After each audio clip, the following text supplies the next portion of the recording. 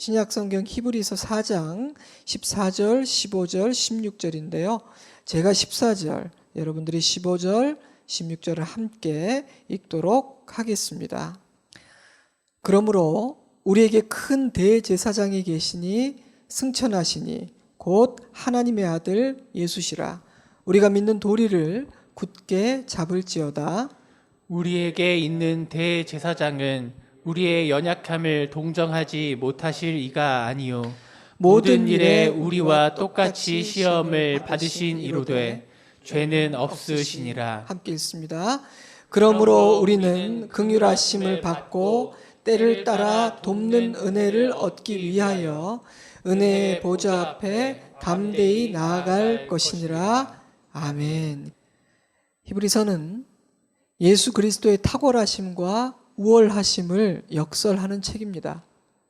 믿음으로 인해 매를 맞고 투옥되고 재산을 잃고 자유를 제한받기도 했던 당시의 그리스도인들은 그 모든 역경과 고난에도 불구하고 믿음을 지켜내고 있었습니다.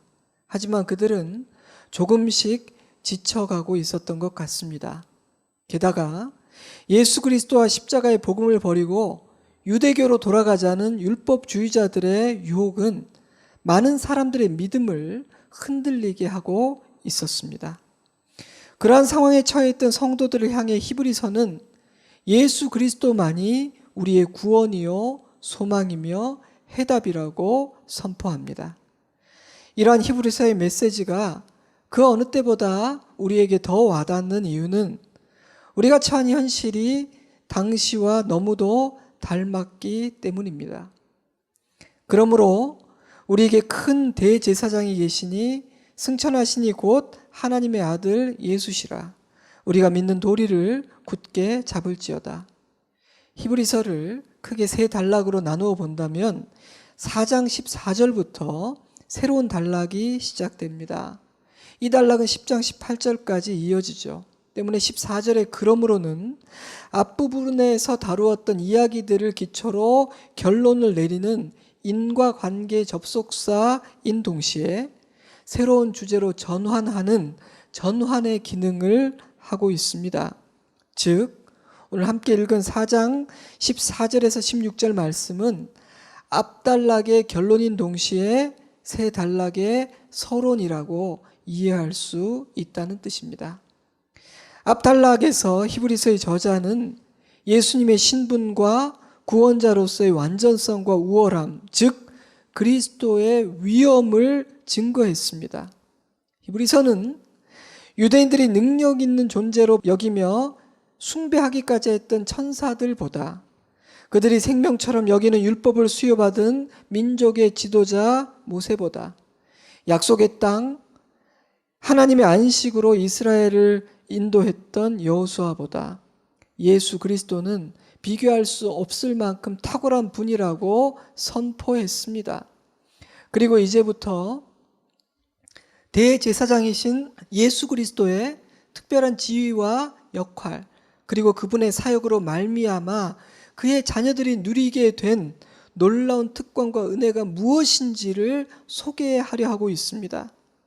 이미 말씀드린 바와 같이 4장 14절에서 16절 말씀은 이 새로운 단락을 여는 서론인 동시에 불순종으로 인해 하나님의 안식에 들어가지 못했던 이스라엘의 실패를 다룬 3장 1절부터 4장 13절까지 말씀에 대한 결론적인 권면이기도 합니다.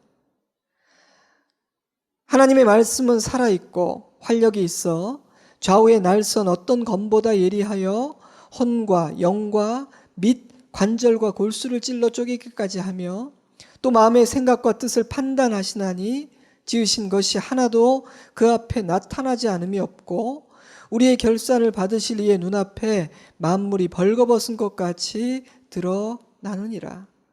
오늘 함께 읽은 본문 바로 앞구절인 이 12절과 13절 말씀을 염두에 둔다면 히브리서의 저자는 지금 주님 다시 오실 그날 있게 될 인생의 결산까지도 생각하고 있는 것 같아요. 14절은 그렇다면 우리가 지금 해야 할 일이 무엇인지를 가르쳐주고 있습니다. 이스라엘처럼 실패하지 않으려면, 결산의 날에 당황하지 않으려면 그들이 해야 할 일이 무엇인지를 교훈하고 있는 것이죠. 물론 그것은 오늘을 살고 있는 저와 여러분이 지금 해야 할 일이기도 합니다. 그들은 무엇을 해야 했습니까? 우리는 무엇을 해야 하나요? 그러므로 우리에게 큰 대제사장이 계시니 승천하시니 곧 하나님의 아들 예수시라. 우리가 믿는 도리를 굳게 잡을지어다. 세번역 성경은 그러므로 우리의 신앙 고백을 굳게 지킵시다 라고 번역했고, ESV 성경은 Let us hold fast our confession 이라고 번역했습니다. 즉 우리가 믿는 기독교의 기초와 본질이 되는 진리에 대한 신앙 고백, 예수 그리스도께서 우리를 위해 행하신 일들로 말미암아 우리가 누리게 된 구원의 은혜에 대해 우리가 했던 신앙의 고백들을 굳게 잡아야 한다는 뜻입니다. 굳게 잡을지어다. hold fast, hold firmly. 느슨하게, 대충, 적당히 잡는 것이 아니라 확실하게, 단단히 힘주어 잡고 절대로 놓치지 말라는 명령입니다. 오랜 시간 견뎌오던 그들은 조금씩 지쳐가고 있었으며 율법주의와 세속주의의 파도는 호시탐탐 주의 백성들을 넘어뜨리려고 노리고 있었기 때문입니다. 게다가 그런 상황은 언제 끝날지 그 끝을 알 수 없었고 더 극심한 순교까지 각오해야 하는 그런 전쟁이 그들을 기다리고 있었습니다. 때문에 자칫하면, 방심하면 불순종과 불신앙으로 하나님의 안식에 들어가지 못했던 이스라엘처럼 될 위험이 가득했고, 이미 많은 사람들이 믿음의 대열을 이탈하고 있는 쉽지 않은 상황이었어요. 그러므로 그들은 믿음의 도리를 다시 한번 굳게 잡아야만 했던 것입니다. 사랑하는 여러분, 저와 여러분 역시 그 일을 해야 합니다. 지금은 그 일을 해야 할 때입니다. 다른 일을 하며 여유를 부릴 때가 아니에요. 새벽 기도 때에도 말씀드렸지만 지금은요, 주님께서 언제 다시 오신다고 해도 그리 놀랄 만한 일이 아닌 그런 시기이기 때문입니다. 그런데 전후 문맥을 고려하면 이 14절 말씀은 이렇게 한 단어를 바꾸어 읽어도 무방합니다. 그러므로 우리에게 큰 대제사장이 계시니 승천하시니 곧 하나님의 아들 예수시라. 우리가 믿는 예수 그리스도를 굳게 잡을지어다. 아멘. 3장 1절에서는 이 사실 이렇게 표현했었습니다. 우리가 믿는 도리의 사도이시며 대제사장이신 예수를 깊이 생각하라. 12장 2절에서는 이런 식으로 표현합니다. 믿음의 주여 온전케 하시는 이인 예수를 바라보자. 제가 조금 전 히브리서를 세 단락으로 나눈 도표를 보여드렸는데 매 단락마다 똑같은 선언이 반복되고 있는 겁니다. 고난과 혼돈의 시기, 유혹과 시험의 시기에 성도가 해야 하는 가장 중요한 핵심적인 일은 예수 그리스도를 생각하고 바라보고 굳게 붙드는 것이라는 뜻이 아니겠어요? 사랑하는 성도 여러분, 나는 누구를 붙잡고 있습니까? 누구를 바라보고 있는 것 같습니까? 이 시간 한번 정직하게 대답해 봅시다. 나는 누가 인생의 문제, 세상의 문제를 해결할 수 있다고 생각하는 것 같습니까? 나는 누구에게 소망을 두고 있는 사람이며 나는 누구를 의지하며 살아가고 있는 것 같습니까? 사랑하는 성도 여러분, 지금은 우리 모두가 우리 구주 예수 그리스도를 굳게 잡아야 할 때입니다. 은과 금은 내게 없거니와 내게 있는 이것을 내게 주노니 나사렛 예수 그리스도의 이름으로 일어나 걸으라 하고 오른손을 잡아 일으키니 발과 발목이 곧 힘을 얻고 뛰어 서서 걸으며 그들과 함께 성전으로 들어가면서 걷기도 하고 뛰기도 하며 하나님을 찬송하니 모든 사람이 그 걷는 것과 하나님을 찬송함을 보고 그가 본래 성전 미문에 앉아 구걸하던 사람인 줄 알고 그에게 일어난 일로 인하여 심히 놀랍게 여기며 놀라니라. 은과 금은 내게 없거니와 내게 있는 나사렛 예수 그리스도의 이름으로 명하노니, 이러한 고백, 이러한 선언은 예수 그리스도를 굳게 잡은 자만이 할 수 있습니다. 사랑하는 여러분, 나는 이렇게 명령하고 이렇게 말할 수 있겠습니까? 그리스도의 능력과 교회의 생명력은 예수 그리스도의 이름에 있습니다. 그러므로 그리스도인들의 입에서 예수의 이름이 나올 때에만 우리를 통해 하나님의 생명의 능력이 세상에 드러나게 되는 것입니다. 오직 그리할 때에만 세상은 놀라게 되고 하나님을 찬송하게 되는 것입니다. 그러므로 우리는 우리의 믿는 도리인 우리 구주 예수 그리스도를 굳게 잡아야만 합니다. 다른 것들은 다 놓아야 합니다. 그래야만 세상이 우리를 통해 예수 그리스도를 볼 수 있습니다. 그래야만 우리가 주님께서 가르치신 그 기도로 매주일 기도하듯이 하나님의 이름이 이 땅에서 비난을 받는 것이 아니라 거룩히 여김을 받고 높임을 받을 수가 있는 것입니다. 이어지는 15절 말씀은 우리가 굳게 잡아야 할 예수 그리스도가 어떤 분이신지를 소개하고 있습니다. 하지만 잠시 먼저 14절 말씀을 다시 한번 살펴보아야겠어요. 그러므로 우리에게 큰 대제사장이 계시니 승천하시니 곧 하나님의 아들 예수시라. 우리가 믿는 도리를 굳게 잡을지어다. 이미 3장에서 언급하고 있는 예수님은 대제사장이시라는 사실을 다시 한번 반복해서 강조하고 있죠. 그러면서 두 가지 중요한 설명을 덧붙여요. 예수님은 승천하신 분이시며 하나님의 아들이라는 것입니다.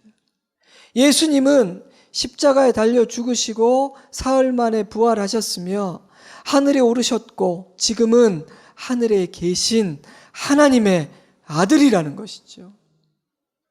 그러므로 예수님은 유대인들이 잘 알고 있던 대제사장과는 차원이 다른 분이라는 것입니다. 예수님은 우리와 같은 인간이 아니세요. 그분은 하나님이십니다. 그러니 우리는 얼마나 위대하고 얼마나 완벽한 대제사장을 모시고 있는 것인가, 지금 히브리서의 저자는 이렇게 찬양을 하고 있는 것이에요.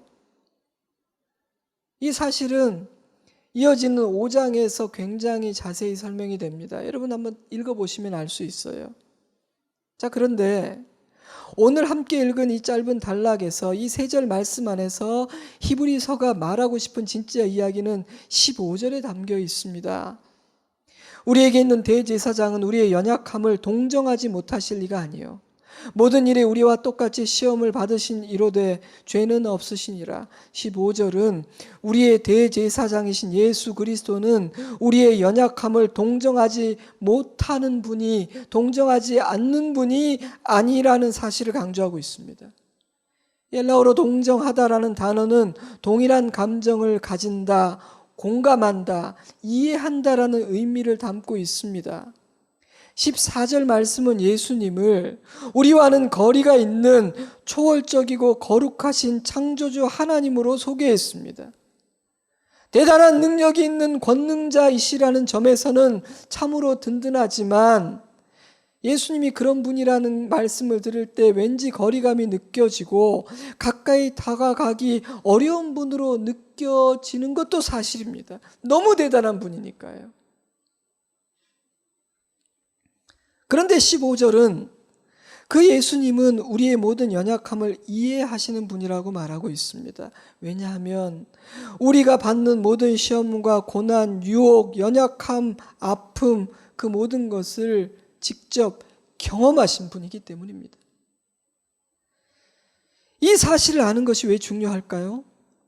만약 예수님이 우리의 연약함을 이해하지 못하는 분이시라면 우리의 기도가 힘을 잃게 될 것이기 때문입니다.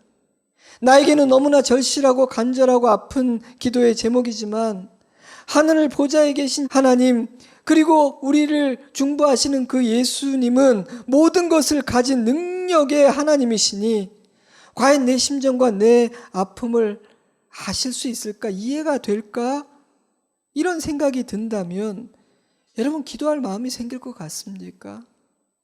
설사 우리가 용기를 내어 아버지께 간절히 요청한다 하더라도 우리의 기도가 아버지의 마음에 별로 와닿지 않는다면, 아버지께서 우리의 처지를 이해할 수 없고 이해가 안 되기 때문에 동정하실 수가 없는 것이라면 응답될 가능성이 높겠어요?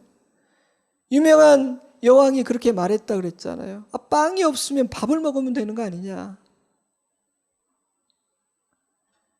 영화인지 드라마인지 기억나지 않지만 한 장면이 떠올랐어요. 어떤 사람이 투자를 받기 위해서 엄청나게 정성을 들여서 기획서를 작성했습니다. 너무나 간절했기 때문에 용기를 내서 정말 만나기조차 어렵다는 굉장히 큰 투자사를 찾아가서 회장님을 한 번만 만나게 해달라고, 결정권자를 만나게 해달라고 간곡히 요청하죠. 만났을까요? 물론 만나지 못했습니다. 비서실까지 가지 못했고요. 거기 있는 직원은 마치 감히 너 따위가 회장님을 만나려 하다니 라는 투의 아주 레이저 광선과 같은 눈빛을 발사하고서는 가지고 온 기획서를 저기에다 두고 가라고 말합니다. 고맙습니다. 90도로 인사하고 서류를 두려던 주인공은 낙심하게 되죠. 자신이 준비한 것과 같은 기획서가 이미 그곳에 산더미처럼 쌓여 있었기 때문입니다. 때문에 자신의 기획서가 회장님의 손에까지 전달될 가능성이 없다는 생각이 들었던 것이죠. 설사 매우 운이 좋아서 회장님의 손에 들려진다 하더라도 과연 끝까지 읽으실지가 의문이었습니다. 회장님은 자신을 아는 것도 아니고 애틋한 마음을 갖고 있는 것도 아니니, 아이고 이 친구 얼마나 애를 썼을까, 얼마나 고민이 많았을까, 이거 쓰느라고 밤을 새우고 밥도 굶었을지도 모르겠구나. 그러니 내가 한 글자도 놓치지 말고 마음을 다해서 다 읽어보아야지, 내가 읽고 반드시 도와야지, 이렇게 생각할 리가 없잖아요. 그러므로 만약 우리의 대제사장이 단지 하늘에 오르신 하나님의 아들이라는 소개로만 끝났다면 우리는 조금 의기소침해질지도 모르겠습니다. 너무나 대단한 분이시니까요. 세계 최고 기업의 총수가 명함을 주면서 언제든지 찾아와 라고 말했다 해서 진짜요? 그리고 오늘 점심은 드셨습니까? 별일도 아닌 걸로 전화를 드리고 사소한 일을 상의하기 위해서 찾아가고, 그게 쉬울 것 같아요? 아마도 우리는 딱 한 번의 기회야, 그러니까 결정적인 순간에 전화해야지, 아마 그 비장의 카드로 생각하지 않겠어요? 그런데 히브리서는요, 우리의 대제사장 예수 그리스도는 우리의 모든 연약함과 모든 아픔을 온전히 이해하실 뿐 아니라 동정하고 불쌍히 여기는 분이라고 덧붙이고 있어요. 왜냐하면 그분은 어린 아기의 몸으로 이 땅에 오셔서 인간으로 사셨기 때문입니다. 사람으로 사시면서 인간의 모든 희노애락과 생로병사를 경험하셨기 때문입니다. 오늘 이 아침 저는 특히 예수님은 억울함과 외로움을 처절하게 경험하신 분이라는 사실을 여러분에게 강조하고 싶어요. 예수님은 사랑하는 제자로부터 배신당하는 아픔과 아무리 노력하고 애정을 쏟아도 조금 더 변화되지 않은 인간을 바라보는 낙심과 절망, 그리고 정말 이해받고 도움받아야 되는 그 순간에조차도 그 누구에게도 이해받지 못하는 절대적인 고독을 경험하신 분이십니다. 그러니 여러분, 하나님께, 예수님께 이런 아픔을 아십니까? 당신이 뭘 알아요? 라고 말해서는 안 돼요. 예수님은 육신을 지닌 인간의 한계 안에서 사셨을 뿐 아니라 모욕을 당하고 조롱을 당하고 채찍질을 당하고 돌을 맞으며 너무도 억울하게 십자가에 달려 죽으신 분이세요. 때문에 예수님은 저와 여러분의 모든 아픔을 아십니다. 어떤 학자는 예수님과 우리 사이에는 동료의식, 동지의식, 동지애가 있다고 말했는데 마음에 참 와닿더라고요. 예수님에게 우리의 일은 남의 일이 아닌 겁니다.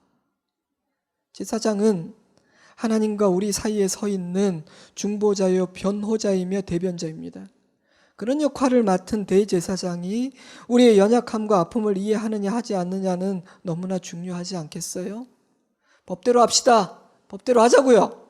쿨하고 공의로운 말로 들리지만 거룩하신 하나님의 공의로운 법대로 집행이 되면 여러분 진짜 큰일이 납니다. 그분의 높고 거룩한 기준을 통과할 수 있는 사람은 없는 까닭이죠. 그런데 우리의 대제사장은 우리를 이해하고 동정하신답니다. 그분은 우리의 편에 서서 재판장에게 나아가 우리를 변호하시는 분이랍니다. 그분은 지금도 우리를 위해서 사랑과 긍휼의 마음으로 기도하고 계신다고 합니다. 자, 근데 여러분, 여기서 제가 짚고 넘어가고 싶은 중요한 부분이 하나 있어요. 대제사장이신 예수님은 대제사장이신 동시에 중개자요 중보자이신 동시에 스스로 제물이 되셨다는 사실입니다. 이 신비한 비밀이에요. 인간 대제사장은 자기를 희생하지 않아요. 혹시나 실수로 죽을까 봐 얼마나 조심하는지 몰라요. 그러나 예수님은 대제사장이실 뿐 아니라 자신을 제물로 내놓으셨어요. 때문에 우리와 똑같이 시험을 받으신 이면서 죄가 없으시다는 사실은 굉장히 중요합니다. 그것은 그분은 흠 없는 완벽한 제물이라는 의미이기 때문이에요. 때문에 그분의 중보와 변호는 힘이 있습니다. 그분의 중보, 그분의 도움은 그분의 희생과 고난, 죽음을 담보한 것이기 때문이에요. 히브리서 2장 17절.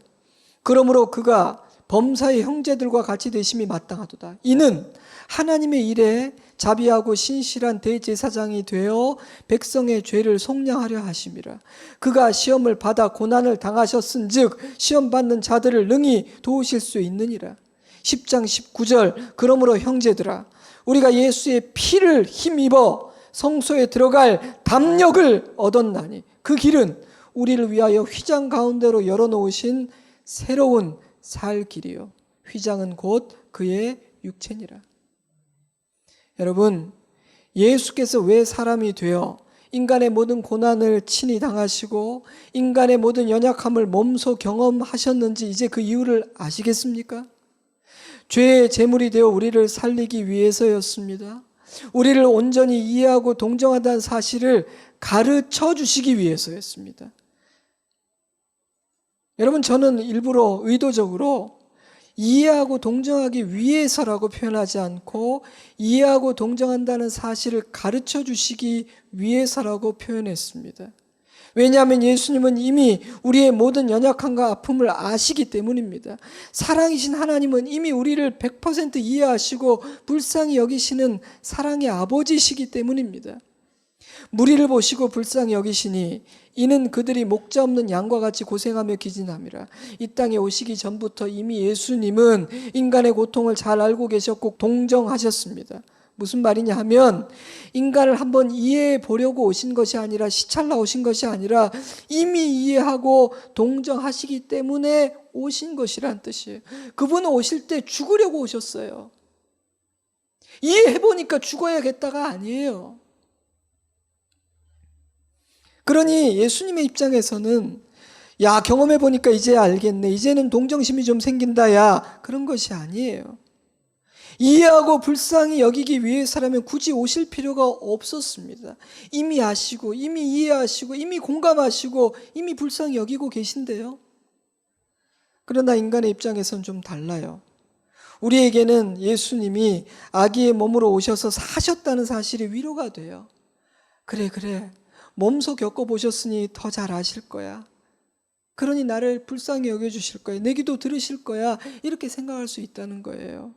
사랑하는 성도 여러분, 우리의 대제사장이신 예수님께서 나의 모든 연약함과 아픔을 이해하시고 동정하신다는 사실을 잊지 마시기 바라요.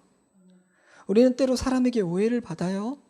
미움받고 비난받기도 합니다. 그럴 때면 힘들죠. 외롭습니다. 때로는요, 남편도 아이들도 나를 이해하지 못한다는 생각이 드는 날이 있습니다. 오늘 하루 내가 직장에서 얼마나 힘들고 외롭고 내가 설 자리가 없었는지 아내도 아이들도 이해해주지 못하는구나 라는 생각을 하게 될 때도 있어요. 여러분, 그런 겁니다.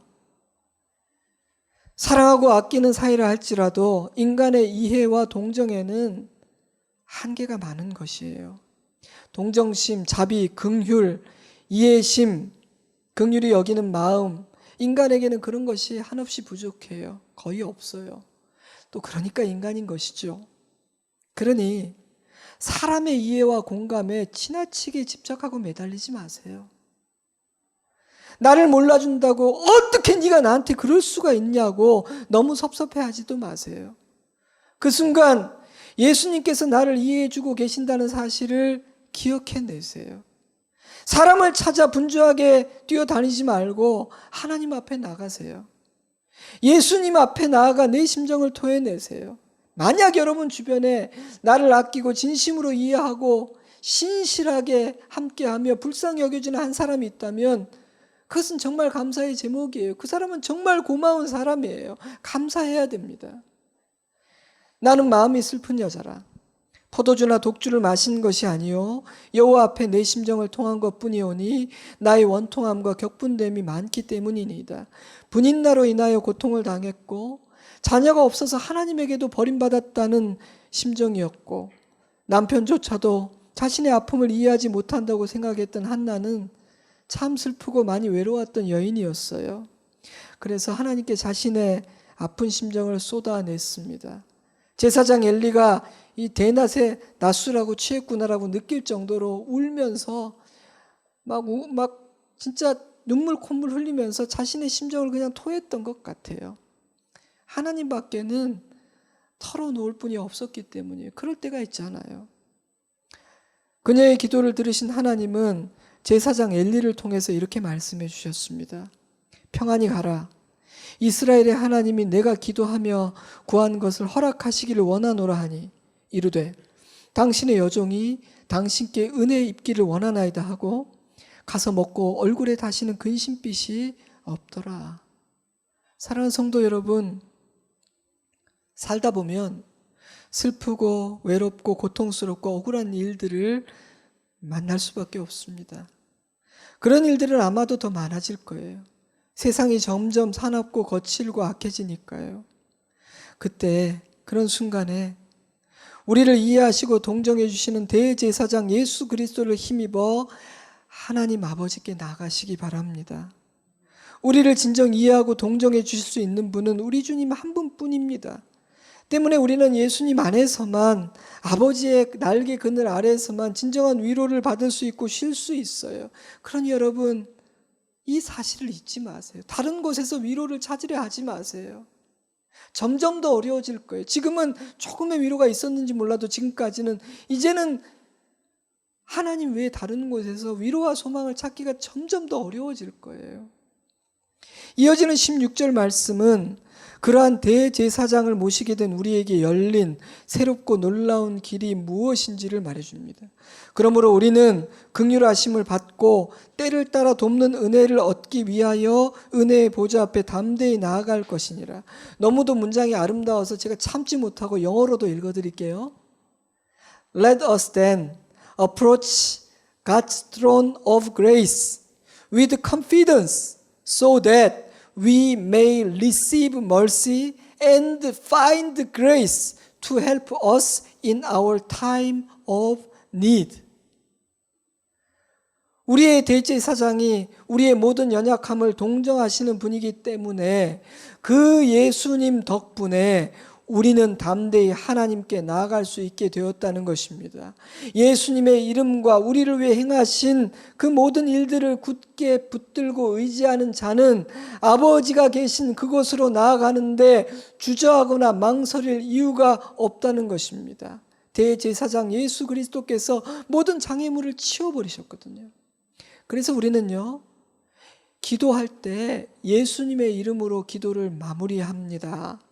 요한복음 14장 13절 너희가 내 이름으로 무엇을 구하든지 내가 행하리니 이는 아버지로 하여금 아들로 말미암아 영광을 받으시게 하려 함이라. 15장 16절 너희가 나를 택한 것이 아니요 내가 너희를 택하여 세웠나니 이는 너희로 가서 열매를 맺게 하고 또 너희 열매가 항상 있게 하여 내 이름으로 아버지께 무엇을 구하든지 다 받게 하려 함이라. 16장 23절 너희가 무엇이든지 아버지께 구하는 것을 내 이름으로 주시리라. 지금까지는 너희가 내 이름으로 아무것도 구하지 아니하였으나 구하라 그리하면 받으리니 너희 기쁨이 충만하리라. 아멘. 할렐루야. 성부 하나님과 성자 예수님, 아버지와 아들 사이에서는 이 문제에 대해서 이미 결론을 내고 정리가 끝났다는 놀라운 약속의 말씀입니다. 그러므로 히브리서는 담대히 외칩니다. 불쌍히 여기심을 받고 때를 따라 돕는 은혜를 얻기 위하여 은혜의 보좌 앞으로 담대히 나아가라. 그리하지 않으면 바보다, 멍청이다. 16절에서는 긍휼, 도움, 은혜라는 표현이 반복되고 또 반복되고 강조됩니다. 때문에 저는 오늘 읽은 이 세 절 말씀의 핵심은 은혜라고 생각합니다. 우리는 도움을 받을 수 있다는 거예요. 우리는 도움을 받을 수 있다. 우리는 은혜 안에 있다. 사실 하나님의 보좌는 진노의 보좌요, 심판의 보좌입니다. 중심을 꿰뚫어 보시는 하나님 앞에서 우리 모두는 매맞고 벌받아야 하는 부끄럽고 더러운 죄인이기 때문이에요. 우리의 은밀한 생각들, 뒤에서 했던 모든 말과 행동들이 만천하에 드러난다고 상상해 보세요. 오늘 예배 중에 우리의 은밀한 생각들과 삶과 말들이 상영된다고, 공개된다고 상상해 보세요. 자신 있을 사람이 있겠습니까? 그러므로 죄인인 우리들에게 주님이 계시는 그 보좌는 진노의 보좌요, 심판의 보좌일 수밖에 없습니다. 때문에 그곳은요, 감히 담대히 나아갈 수 있는 장소가 아니에요. 하나님의 보좌는 죄인들이 피하고 싶은 자리입니다. 만약 하나님께서 어느 날 이리 좀 와봐 하면 겁이 나는 자리예요. 아, 예! 하고 달려가는 자리가 아니라 왜 나를? 겁이 나는 자리라고요. 그런데 히브리서는요, 그리스도로 말미암아 이제 그 자리가 은혜와 도움을 입은 은혜의 보좌가 되었다고 선포합니다. 왜입니까? 대제사장이신 예수 그리스도 덕분이라는 것이죠. 우리의 연약함을 아시는 예수님은 우리를 동정하시기 때문입니다. 우리가 경험하는 모든 시험을 받으셨지만 죄는 없으신 그분이 흠 없는 어린 양이 되어 우리의 죄를 대신 지고 죽으셨기 때문입니다. 그래서 그곳은요, 은혜의 보좌로 바뀌었어요. 그래서 우리는 도움이 필요할 때마다 담대히 나아가 도움을 요청하고 도움을 받을 수 있게 된 것입니다. 바로 이것이 히브리서가 피 흘리기까지 싸워야 하는 큰 싸움을 앞둔 초대교회 성도들에게 하고 싶은 메시지였습니다. 바로 이것이 주님의 섭리와 통치 안에서 혼돈의 시간을 보내고 있는 우리에게 주님께서 이 아침 주고자 하시는 메시지입니다. 말씀을 맺겠습니다. 히브리서는 이렇게 권면합니다. 예수 그리스도를 굳게 잡으라. 우리의 대제사장이신 예수 그리스도는 우리의 모든 연약함과 고난을 직접 경험하셨기에 나를 이해하시고 나를 동정하신다는 사실을 잊지 말라. 예수님은 죄 없는 제물로 자신을 드리셨고 모든 시험에서 승리하신 분이심을 잊지 말라. 그러므로 때를 따라 돕는 은혜를 입기 위하여 은혜의 보좌로 담대히 나아가라. 히브리서 2장 14절, 자녀들은 혈과 육에 속하였음에 또한 같은 모양으로 혈과 육을 함께 지니심은 죽음을 통하여 죽음의 세력을 잡은 자 곧 마귀를 멸하시며 또 죽기를 무서워함으로 한평생 매여 종로로 타는 모든 자들을 놓아주려 하심이니, 예수님은 혈과 육을 지닌 인간으로 이 땅에 오셔서 사시고 죽으시고 부활하고 승천하심으로 죽음의 세력을 잡은 마귀를 멸하셨습니다. 이것은 이미 이루어진 완성된 일입니다. 그러므로 이 사실을 진실로 믿는 자는 죄의 종, 죽음의 종으로 살 수 없습니다. 그리스도 안에서 자유자요 이미 이긴 자이기 때문입니다. 그 예수님이 우리의 대제사장이 되십니다. 우리의 편에 서서 우리를 지지하고 우리를 이해하고 우리를 동정하십니다. 지금도 보좌 우편에서 우리를 위해서 간절히 기도하고 계십니다. 그러니 그 예수를 의지하십시오. 그 예수 그리스도를 힘입어 하나님의 보좌 앞으로 담대히 나아가십시오. 히브리서 3장 14절, 우리가 시작할 때 확신한 것을 끝까지 견고히 잡고 있으면 그리스도와 함께 참여한 자가 되리라. 아멘, 아멘. 이번 한 주간을 개인 기도의 주간으로 보내려고 합니다. 각자가 자신의 삶의 자리에서 은혜의 보좌로 담대히 나아가시기를 바랍니다. 시간을 정하시면 좋을 것 같아요. 항상 기도하라 하셨지만 이번 한 주간은 좀 더 집중하고 힘써서 좀 더 시간을 들여서 기도하셨으면 좋겠어요. 기도의 환경을 만들고 지난 주간에 우리에게 주신 말씀과 그 기도를 다시 한번 되새기면서 묵상하면서 신비에 새기고 기도했으면 좋겠어요. 그리하므로 내가 주님의 보좌 앞으로 나아갔더니 주님께서 나를 이렇게 도와주셨고 이런 은혜를 주셨고 이런 깨달음을 주셨다. 내가 돕는 은혜를 입었노라 라는 간증이 우리 모두에게 충만하게 넘쳐서 흐르기를 주님의 이름으로 축복합니다. 기도하겠습니다. 사랑하는 여러분, 오늘 이 말씀은 주님께서 우리에게 주시는 말씀이에요. 고백하자면 제가 어느 날 이번 가을 9월 1일을 새벽 기도를 시작했으면 좋겠다라는 마음을 먹었습니다. 하지만 본문도 주제도 생각한 바가 없어요. 근데 그냥 하루하루의 말씀들 떠오르게 해서 그냥 적어 놓았습니다. 근데 그것을 준비하다 보니 그 말씀들이 엮어지더라고요. 그리고 또 오늘 주일의 말씀까지 그냥 그렇게 이어져서 흐르더라고요. 주님은 우리를 사랑하시는 겁니다. 주님은 우리를 참으로 아끼시는 겁니다. 오늘 주신 이 말씀을 붙들고 기도합시다. 주님, 예수 그리스도 내 소망, 나의 구주, 나의 구원자, 나의 목자 굳게 붙듭니다. 이제 당신을 힘입어 은혜의 보좌 앞으로 담대히 나아갑니다. 그리고 아버지의 도움을 입으며 살겠습니다. 하나님 앞에 우리가 기도하겠습니다. 기도합니다.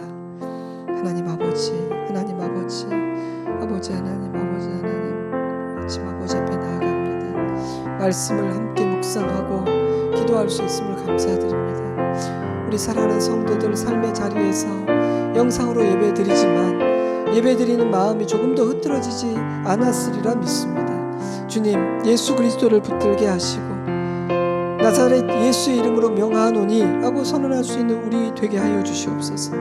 아버지 하나님, 나를 불쌍히 여기시고 나를 이해하시는 예수님이 내 편이시며 나를 위해 기도하고 계시고 나를 중보하신다는 사실을 기억하게 하시고 그 사실이 나에게 위로가 되고 소망이 되고 힘이 되고 능력이 되게 하여 주시옵소서. 사람에게 위로받으려고 하지 말게 하시고 사람 찾아다니지 말게 하시고 하나님을 찾고 하나님 구하고 하나님에게 소망을 두라. 너는 하나님께 소망을 두라. 아버지 하나님, 매일 주님과 사귀고 매일 주님과 교제하고 아버지 하나님, 특별히 이번 한 주간 기도의 주간으로 우리가 보내기를 원합니다. 이번 한 주간 기도의 주간으로 아버지 하나님 감사합니다. 우리를 한없이 사랑하시고 불쌍히 여기시고 우리의 고통을 아시기 때문에 육신을 입고 이 땅에 오셔서 친히 우리의 모든 연약함을 경험하여 주신 것을 감사드립니다.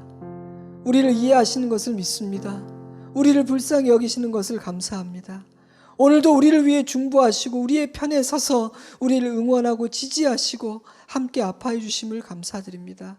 이제 그 예수님을 굳게 붙들겠습니다. 그리고 예수님을 의지하여 하늘의 보좌로, 은혜의 보좌로 담대히 나아가겠습니다. 특별히 이번 한 주간 은혜의 보좌로 나아가는 기도의 주간으로 삼았습니다. 우리 성도들 각자의 삶의 자리에서 특별히 기도 제목들 하나하나를 기록하고 적고 묵상하며 더 간절히 구할 때 아버지께서 이번 한 주간은 더 특별한 은혜로 함께하여 주실 것을 믿습니다. 왜냐하면 약속하셨기 때문입니다.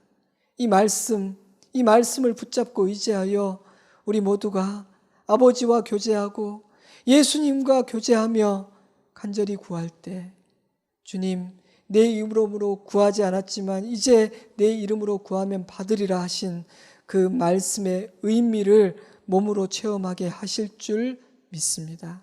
주님을 찬양합니다. 이 시간 우리 성도들의 가정마다 임재하여 주신 것을 믿고 찬양하며 우리 구주 예수 그리스도 이름으로 기도드리옵나이다. 아멘.